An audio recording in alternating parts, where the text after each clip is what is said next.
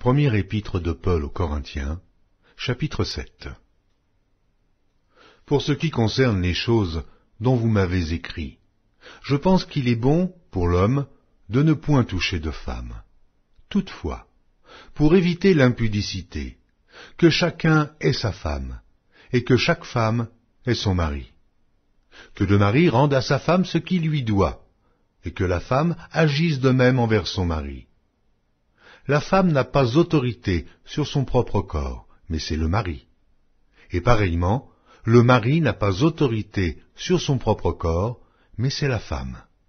Ne vous privez point l'un de l'autre, si ce n'est d'un commun accord, pour un temps, afin de vaquer à la prière, puis retournez ensemble, de peur que Satan ne vous tente par votre incontinence. Je dis cela par condescendance, je n'en fais pas un ordre. Je voudrais que tous les hommes fussent comme moi. Mais chacun tient de Dieu un don particulier, l'un d'une manière, l'autre d'une autre. À ceux qui ne sont pas mariés et aux veuves, je dis qu'il aurait bon de rester comme moi. Mais s'ils manquent de continence, qu'ils se marient, car il vaut mieux se marier que de brûler. À ceux qui sont mariés, j'ordonne, non pas moi, mais le Seigneur, que la femme ne se sépare point de son mari. Si elle est séparée, qu'elle demeure sans se marier, ou qu'elle se réconcilie avec son mari, et que le mari ne répudie point sa femme. Aux autres, ce n'est pas le Seigneur, c'est moi qui dis. Si un frère a une femme non croyante, et qu'elle consente à habiter avec lui, qu'il ne la répudie point. Et si une femme a un mari non croyant, et qu'il consente à habiter avec elle, qu'elle ne répudie point son mari.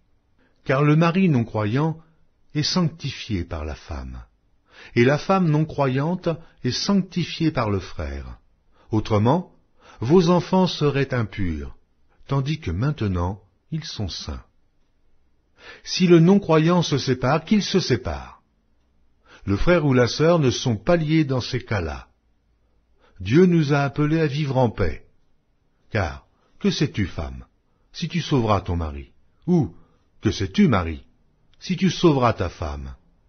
Seulement, que chacun marche selon la part que le Seigneur lui a faite, selon l'appel qu'il a reçu de Dieu. C'est ainsi que je l'ordonne dans toutes les églises. Quelqu'un a-t-il été appelé étant circoncis, qu'il demeure circoncis? Quelqu'un a-t-il été appelé étant incirconcis, qu'il ne se fasse pas circoncire?